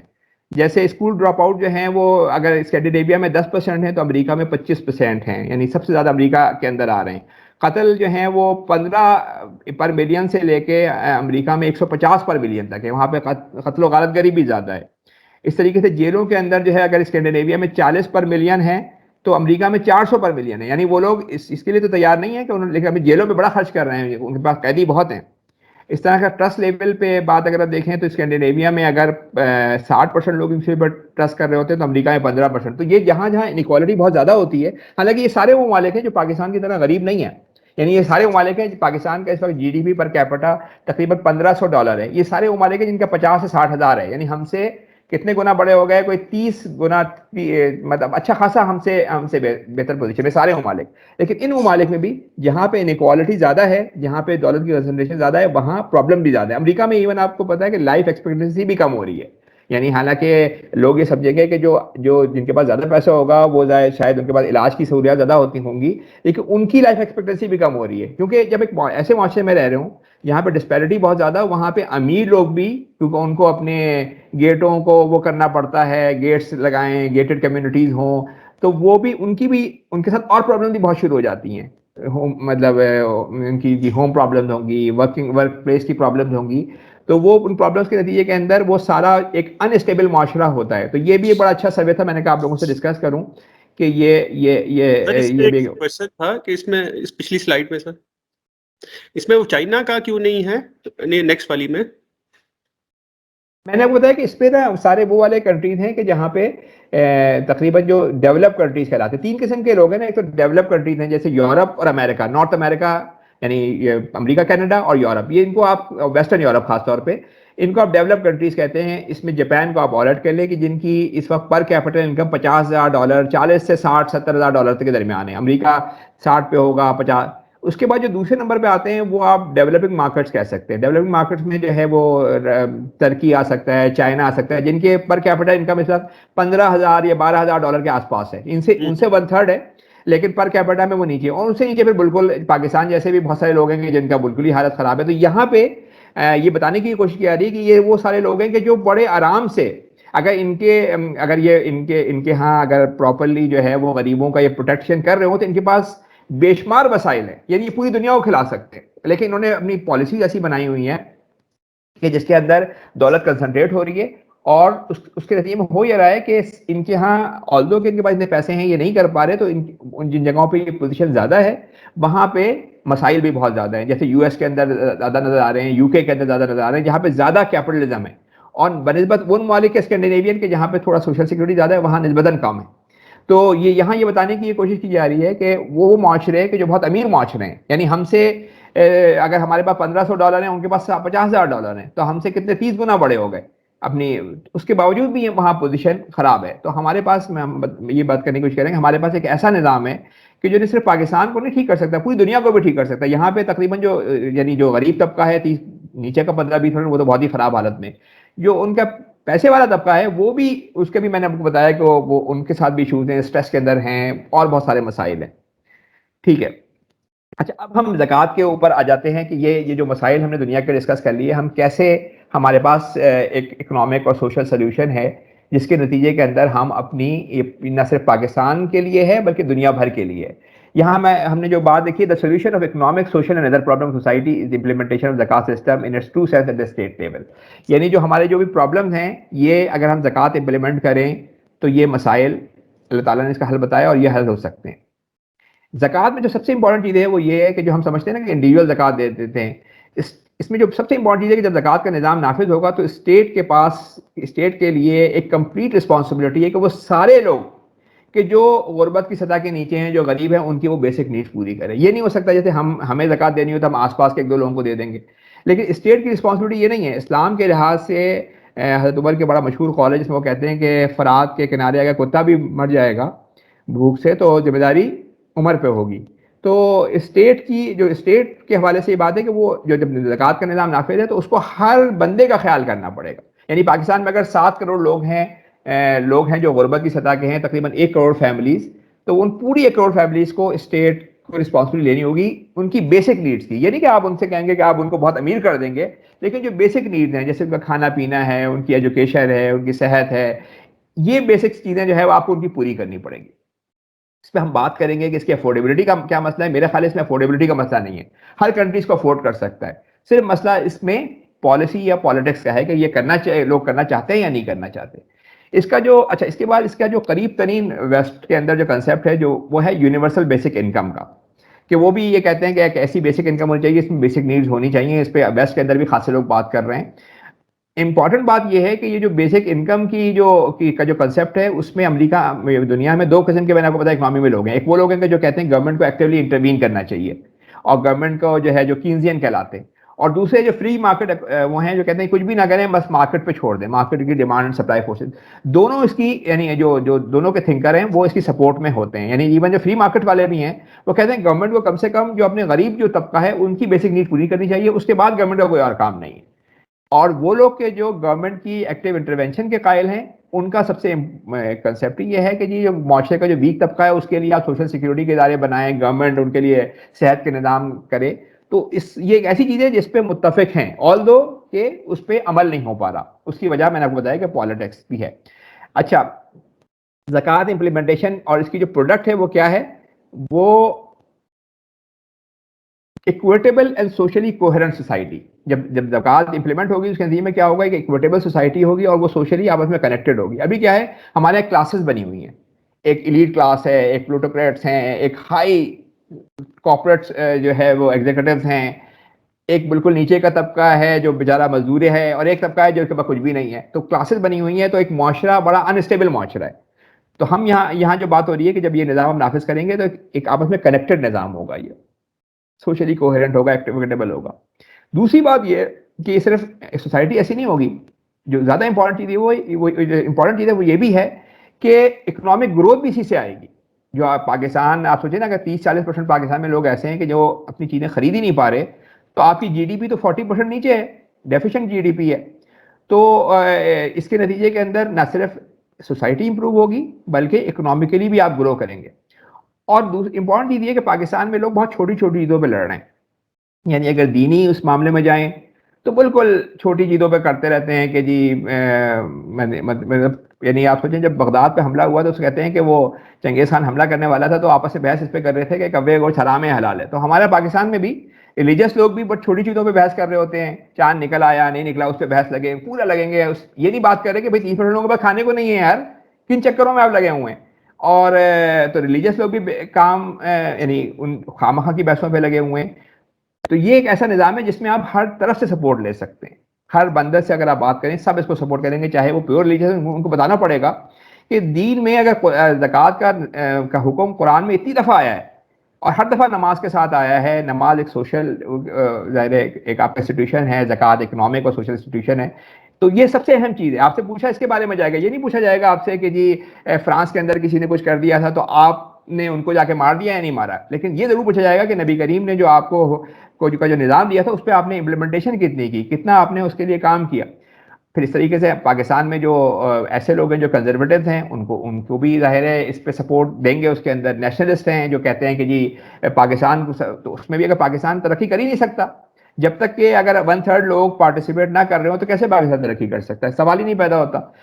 پروگریسو وہ لوگ ہوتے ہیں جو ذرا یعنی جو غریبوں کی زیادہ بات کر رہے ہوتے ہیں. پہلے وہ سوشلسٹ کہلاتے تھے اپنے آپ کو پروگریسو, تو ان کے لیے تو ظاہر ہے یہ امپورٹنٹ چیز ہے. ان کو سمجھنا چاہیے کہ اسلام نے اتنا زبردست نظام دیا ہے, اس پہ ان کو سپورٹ کرنا چاہیے. اور فری مارکیٹ کا سپورٹر جو یہ کہتے ہیں کہ بھائی گورنمنٹ نہ انوالو ہو چیزوں کے اندر اور اکنامی کو امپروو ہونا چاہیے, تو اکنامی امپروو نہیں ہو سکتی جب تک کہ اس طرح کا نظام نافذ نہ ہو. تو میں آپ کو یہ بتا رہا تھا کہ ویسٹرن سوسائٹی میں بھی جو کنسیپٹ ہے اس میں بھی اگر آپ نیچے جا کے دیکھیں تو وائڈ اسپریڈ سپورٹ ہے, آلدو کہ اس پہ عمل نہیں ہو پا رہا. لیکن اگر آپ یہاں بھی کسی بندے سے ہی بات کریں گے تو اس کو یہ بات سمجھ میں آئے گی, چاہے وہ اکنامی کو امپروو کرنا چاہ رہا ہو, چاہے وہ پاکستان کو مضبوط کرنا چاہ رہا ہو, چاہے وہ جو ہے وہ فری مارکیٹ کہتا ہو کہ اس میں ترقی ہوگی, یا وہ ریلیجن کی بات کر رہا ہوں. تو ہمیں ان کو بھی یہ بتانا ہے کہ دین کے لحاظ سے بھی سب سے امپورٹنٹ چیز یہی ہے. یعنی یہ آپ سے پوچھا انہی لوگوں کے بارے میں, جائے آپ سے سوال ہوگا وہ کیا پوچھائے گا. آپ کے معاشرے میں ایک 1/3 لوگ تھے جن کے بچوں کو کھانے پینے کو, تو آپ نے کیا کیا اس کے بارے میں؟ آپ کہیں گے جی ہم نے تو بس کیا کہتے ہیں ہم اپنے کاموں میں لگے رہے, ہم اس پہ بحث کرتے رہے کہ چاند کب نکلا کب نہیں نکلا. تو ہم یعنی وہ چیزیں جس کے بارے میں جن کی اہمیت نہیں ہے ان پہ لگے ہوئے ہیں.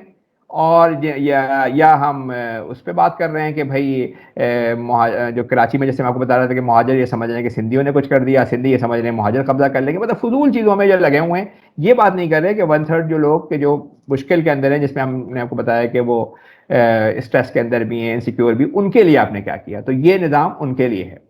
اچھا, جسٹیفیکیشن آف زکوٰۃ پہ تھوڑی سی ہم بات کر لیتے ہیں کہ سب سے امپورٹنٹ چیز یہ ہے کہ یہ سوشل اس کی جسٹیفیکیشن ہے. یعنی ایک معاشرہ اسٹیبل ہو ہی نہیں سکتا کہ جب تک آپ ان لوگوں کو جو آپ کے جو معاشرے کے اندر ایسے لوگ ہیں کہ جن کے پاس چیزیں نہیں ہیں ان کو آپ چیزیں نہیں پرووائڈ کر رہے. تو اس کی سوشل جسٹیفیکیشن ہے. دینی لحاظ سے جسٹیفیکیشن یہ ہے کہ اللہ تعالیٰ یہ کہتا ہے کہ جو بھی ہم نے چیزیں دی ہیں نا, جو بھی ویلتھ دی ہے, جو آپ کے پاس چیزیں یہ اللہ کی ہیں اور آپ اس کے خلیفہ ہیں, تو آپ کو اس میں سے خرچ کرنا ہی ہے. دینی لحاظ سے تو اس کی جسٹیفیکیشن بڑی کلیئر ہے. اور اللہ تعالیٰ یہ کہتا ہے کہ ان کی دولت کے اندر ایک ریکگنائز رائٹ ہے ان لوگوں کے جن کے پاس چیزیں نہیں ہیں. لیکن اس کی سوشل جسٹیفیکیشن ان کی بھی ہے کہ جو دین پہ حوالے سے اتنی بات نہیں کر رہے ہوتے. یعنی آپ یہ جو لوگ بھی بہت کما رہے ہوتے ہیں وہ اپنی صلاحیتوں پہ نہیں کما سکتے. یعنی آپ بڑی بڑی کمپنیوں کو دیکھ لیں, بڑے بڑے لوگوں کو دیکھ لیں, ان کے پاس جو دولت آتی ہے وہ ایک کمبائنڈ جو آپ کا انفراسٹرکچر ہوتا ہے اس کے نتیجے میں آتی ہے. فار ایگزامپل کسی کے پاس ریئل اسٹیٹ ہے, اب گورنمنٹ نے کوئی اچھی سی روڈ بنا دی تو آپ کہیں گے کہ جی یہ بھائی اس کی زمین کی قیمتیں بڑھ گئیں. تو اس نے کما لیا. دنیا میں جو بڑے جیسے یہ فیس بک ہے یا امیزون ہے, انہوں نے جو ٹیکنالوجی یوز کی ہے, یہ کون سی ٹیکنالوجی ہے جو یونیورسٹیز کے اندر جو لوگوں نے ریسرچ کی اس سے انہوں نے فائدہ اٹھایا, اس فائدے سے انہوں نے اپنی اتنی دولت بنائی جو تاریخ میں کبھی پاسبل نہیں تھا کہ اتنی دولت آپ اتنی جلدی سے کما سکتے ہیں. اس میں اس کے پیچھے نیچے پورا انفراسٹرکچر بنا ہوا ہے نا. تو اس کی ایک سوشل جسٹیفیکیشن ہے کہ لوگوں, یہ جو آپ کے پاس دولت ہے, جو بے تحاشا دولت بھی آ سکتی ہے جن کے پاس بھی ہے, تو ان کا وہ اپنی صلاحیتوں کی بیسس پہ نہیں, آپ کے بھی ظاہر 2 ہاتھ ایک دماغ ہی ہے, لیکن جو انفراسٹرکچر ہے اس کو آپ نے صحیح سے یوز کیا, اس کا فائدہ اٹھایا, تو آپ کے اوپر یہ رسپانسبلٹی ہے کہ آپ اس کو پے بیک کریں. اور دین کے لحاظ سے تو سب سے بڑی بات یہی ہے کہ جی یہ جو اللہ تعالیٰ صاحب کہہ رہے ہیں کہ یہ تو آپ کو ہم نے تو جو ویلتھ دی ہے, یہ تو اس کا الٹیمیٹ اونر تو اللہ تعالیٰ ہے, تو آپ کو اس میں سے حق دینا ہی دینا ہے. تو اس کی دونوں جسٹیفیکیشن ہے. اگر آپ دوسری بات یہ کہ یہ سیکیورٹی پرووائڈ کرے گا, جب لوگوں کو اگر آپ بیسک چیزیں پوری کر دیں گے تو پھر آپ دیکھیں لوگ کتنے سیکیور محسوس اپنے آپ کو کریں گے. یعنی یہ نہیں ہوگا کہ کسی جگہ پہ بہت ان کی خراب حالت ہو, وہاں پھر بھی وہاں وہ لگے رہیں, یا اپنے گھر والوں کے بارے میں انسیکیور ہوں. ان کو ایک بیسک سیکیورٹی ہوگی. اس کے نتیجے کے اندر جب آپ انسیکیور ہوں گے تو آپ بہت سارے ایسے کام کر سکتے ہیں کہ جو آپ کام کرنا چاہتے ہیں, اور ترقی بھی آپ کی بہتر ہو سکتی ہے, اور سارے کام بھی بہتر ہو سکتے ہیں. تو دوسری چیز اس کی سیکیورٹی لوگوں کو پرووائڈ کرنی ہے. فریڈم کا مطلب یہ ہے کہ لوگوں کو آزادی ہونی چاہیے کہ بھائی, یعنی ابھی تو یہ ہے کہ وہ لوگ کہ جن کے پاس کھانے پینے کو نہیں ہے, ان کی کیا فریڈم ہے, وہ ووٹ بھی اپنی مرضی سے نہیں ڈالتے. ہم کہتے ہیں یہاں ڈیموکریسی, یہاں پہ آدھے لوگ تو ایسے ہیں کہ جو ایک بریانی کی پلیٹ بیچاروں کو مل جاتی ہے وہ ووٹ ڈال دیتے ہیں, اور اس لیے بھی جاگیردار کے نیچے وہ بیٹھے ہوئے ہیں, تو کیا فریڈم ان کے پاس ہے. لیکن اگر آپ ان کی بیسک نیڈس پوری کر دیں گے تو نہ صرف ان کے پاس سیکیورٹی ہوگی, اور اس سے وہ بہتر کام کر سکیں گے اپنے لیے, اپنی فیملی کے لیے, ملک کے لیے, اور ساتھ ساتھ ان کے پاس فریڈم بھی ہوگا جس کے نتیجے میں جو ہے وہ چیزوں کو بہتر کر سکیں گے. تو اللہ تعالیٰ نے بلکہ نبی کریم کی ایک حدیث ہے جس میں انہوں نے کہا ہے کہ جی یعنی لوگوں کی کس مقصد کے لیے جو ہے وہ اسلام آیا, وہ لوگوں کو لوگوں کی غلامی سے نکال کے اللہ کی غلامی میں دینے آئے.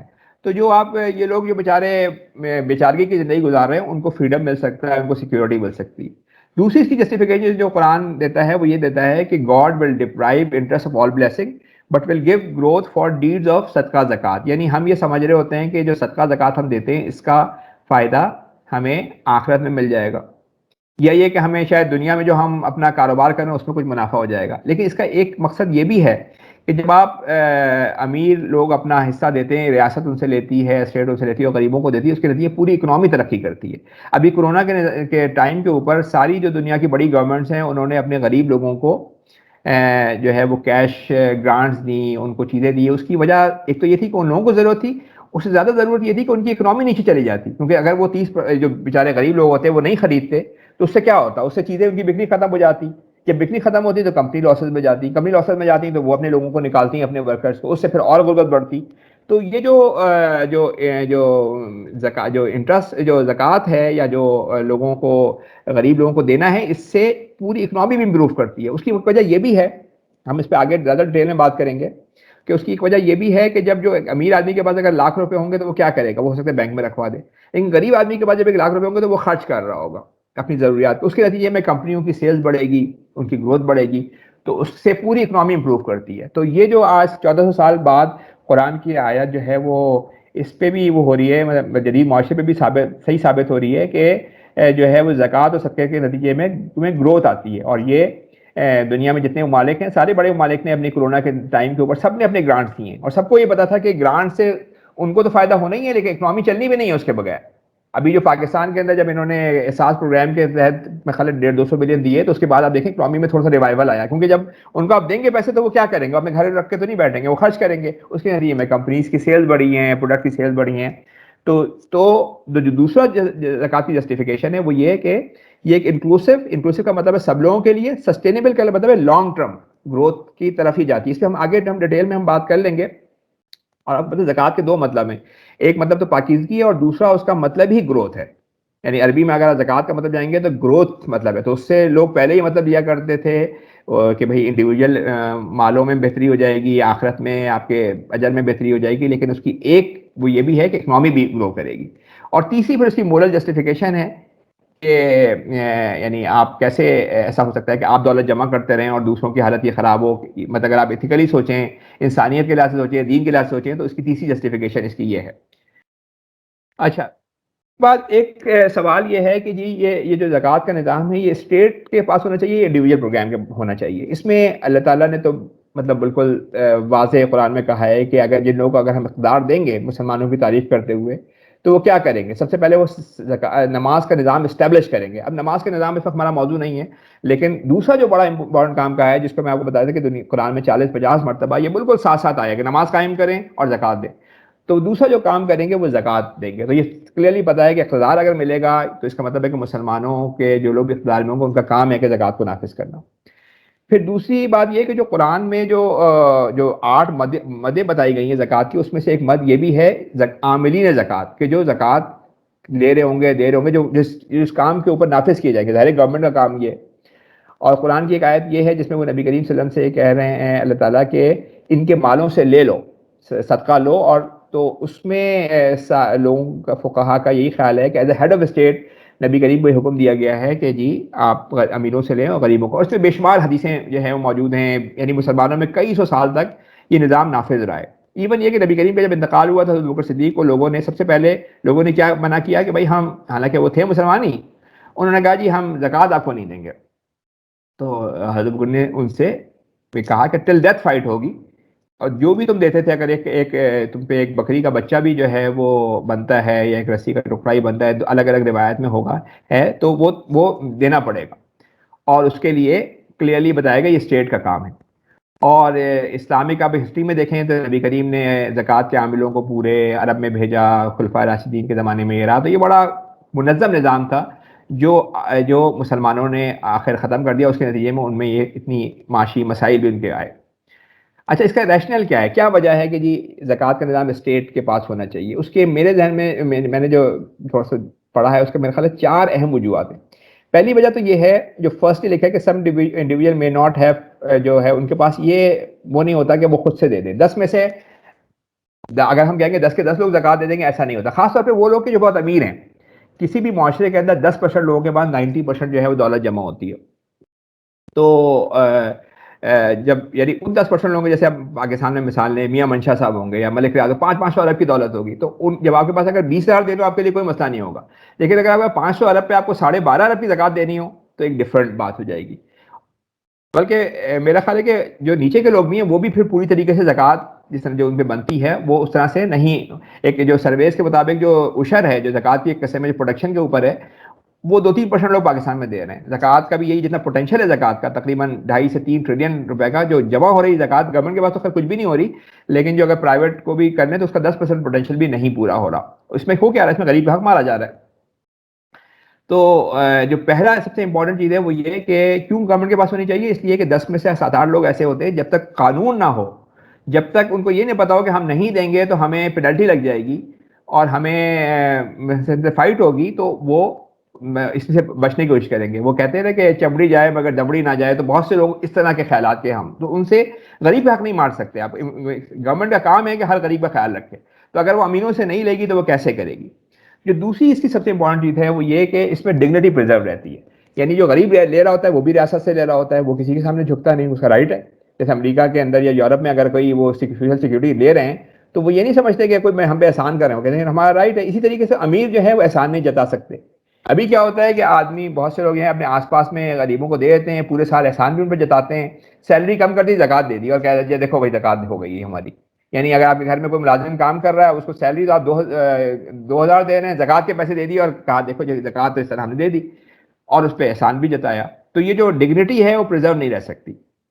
اس کے نتیجے کے اندر اگر یہ انڈیویجول ہو، کیوں اسلام نے گورنمنٹ کو کہا ہے کہ لازمی طور پہ اس کو نافذ کرے. تیسری چیز جو ہے وہ اگر یہ ریاست کا کام یہ ہے کہ وہ سارے لوگوں کا خیال کرے.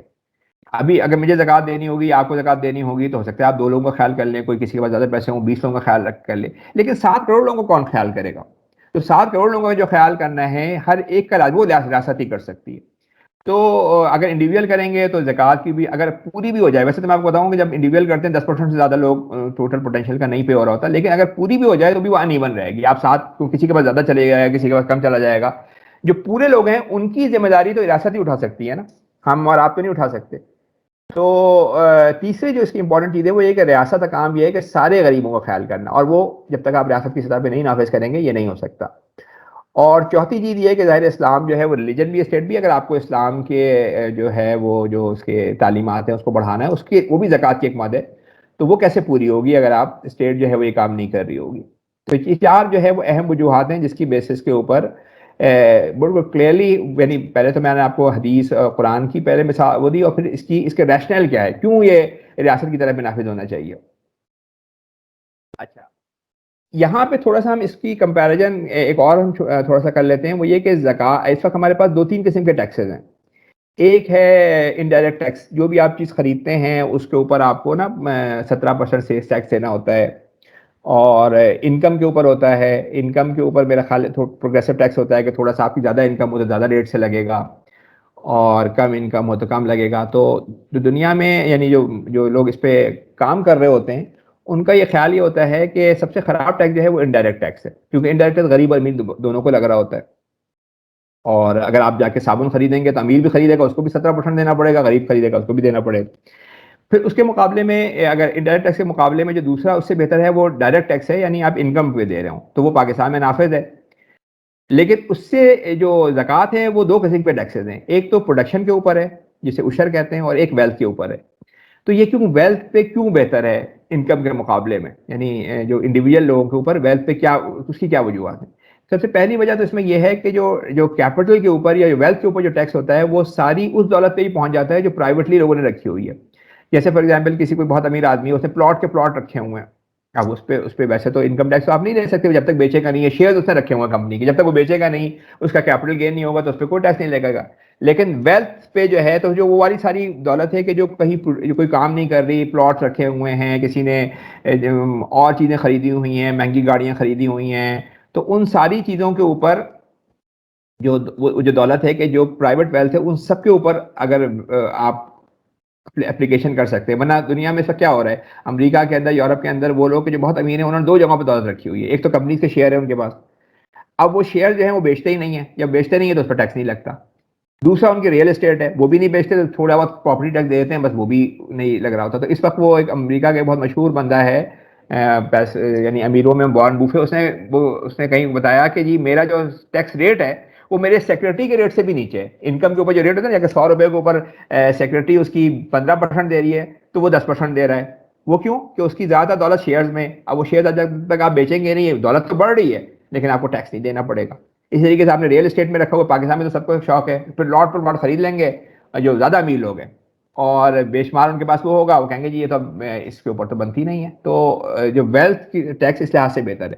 دوسری بات یہ ہے کہ جو کیپٹل ٹیکس ہوتا ہے یا جو وہ پورس پہ نہیں لگ رہا ہوتا، یعنی زکوٰۃ میں بڑا کلیئرلی ہے کہ ایک نصاب سے نیچے جو بھی نصاب طے ہوگا، یعنی تقریباً کیا ہے 85 گرام سونا ہے 6-7 لاکھ روپے سے نیچے جو ہے وہ نہیں اس پہ ہوگا، صرف ان پہ لگے گا جو پیسے والے ہیں۔ انڈائریکٹ ٹیکس بھی آپ دیکھیں، انڈائریکٹ ٹیکس ویسے تو خراب ہے، اس پہ ہم بعد میں بات کریں گے، لیکن انڈائریکٹ ٹیکس جیسے زکوٰۃ اسلام میں جو عشر ہے 5%، وہ لیا تو پروڈکشن کے اوپر جا رہا ہے مگر وہ غریبوں کے لیے لیا جا رہا ہے، تو اس سے انفلیشن اس طرح سے نہیں بڑھے گی کیونکہ آپ نے 5% لیا اور غریبوں کو دے دیا، تو اس لحاظ سے یہ بہتر ہے۔ تیسری چیز یہ ہے کہ جب آپ کیپٹل پر ٹیکس لگاتے ہیں تو اس کے نتیجے میں جو ہے وہ جب غریبوں کو دیتے ہیں تو اس سے ایگریگیٹ ڈیمانڈ امپروو ہوتی ہے، لوگ جو غریب خریدتے ہیں جو ہم پہلے بات کر چکے ہیں، اس سے اکنامک گروتھ آتی ہے۔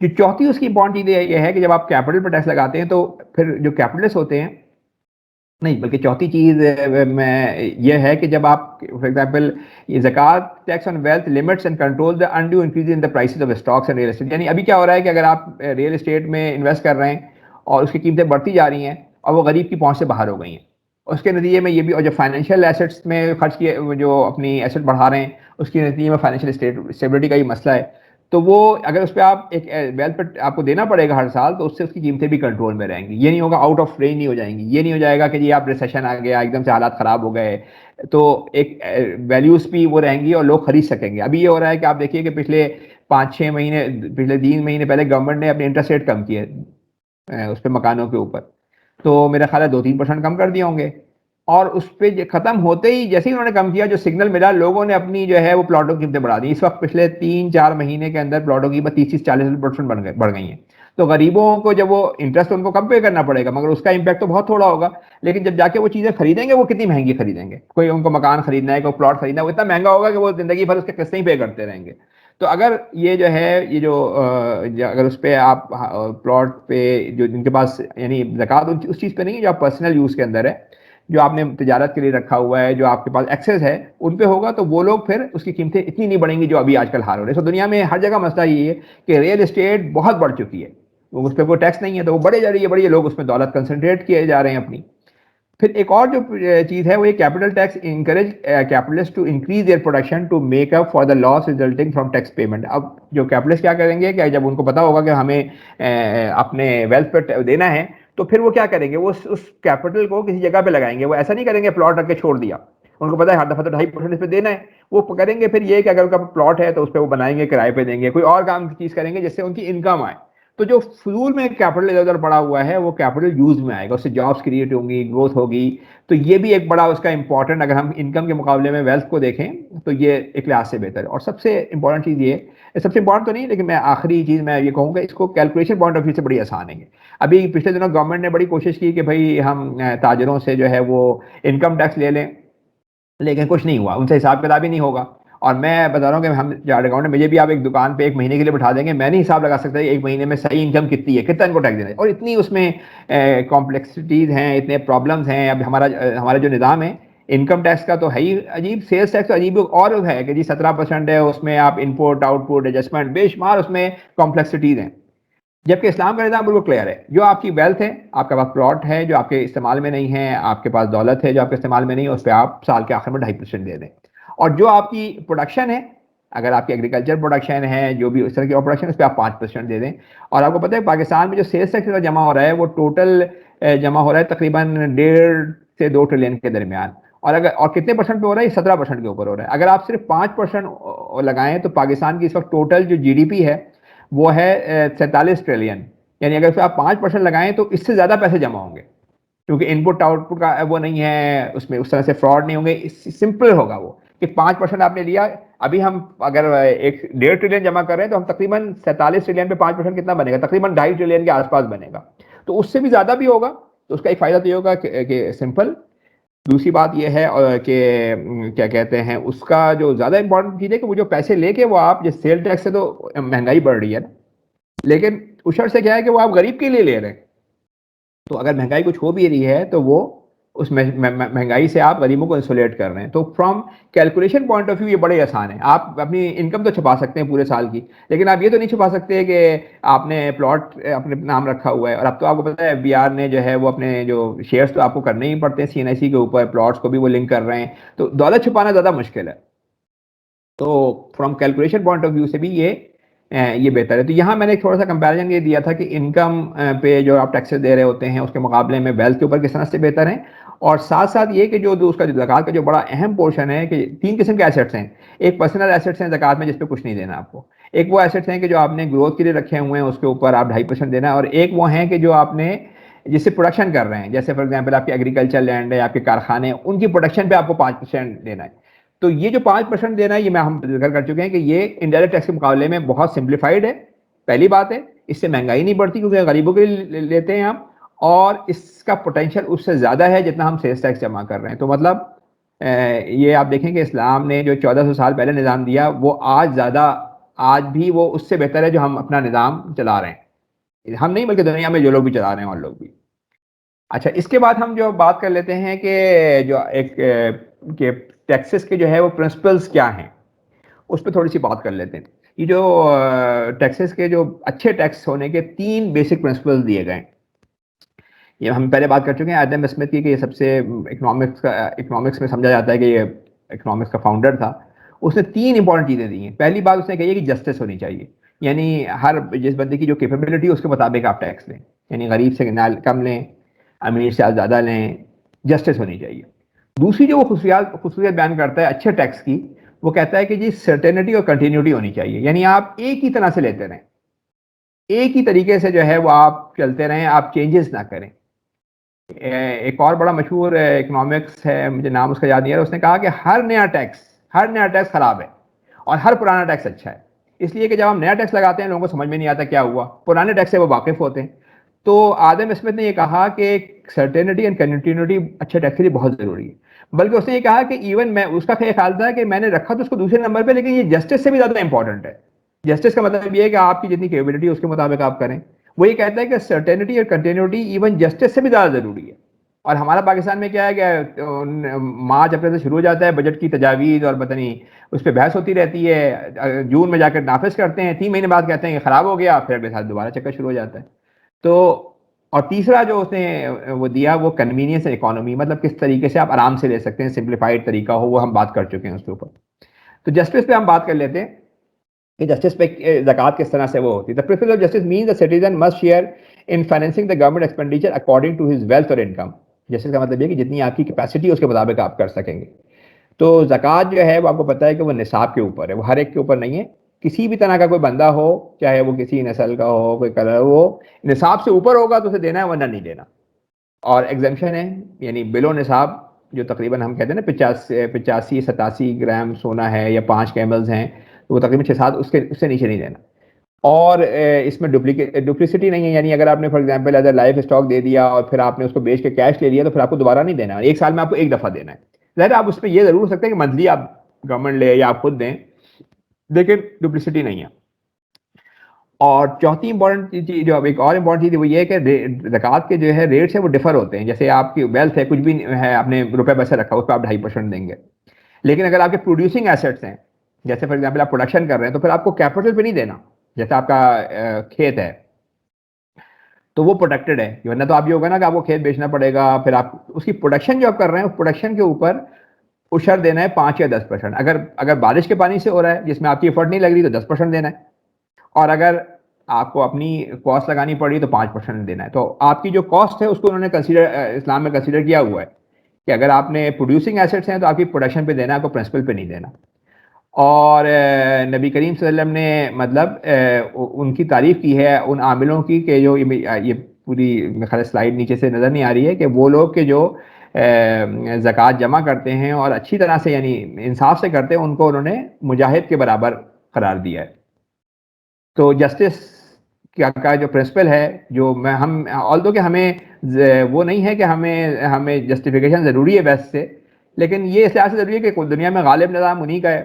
تو آپ کو یہ بتانا پڑتا ہے کہ بھائی آپ کے جو بڑے لوگ کہہ رہے تھے اس کے بھی یہ قریب اس کی بھی جو اچھی چیزیں اس کے اندر ہیں. دوسری چیز یہ ہے کہ جو ہم نے بات کی کہ سرٹینٹی اینڈ کنٹینیوٹی.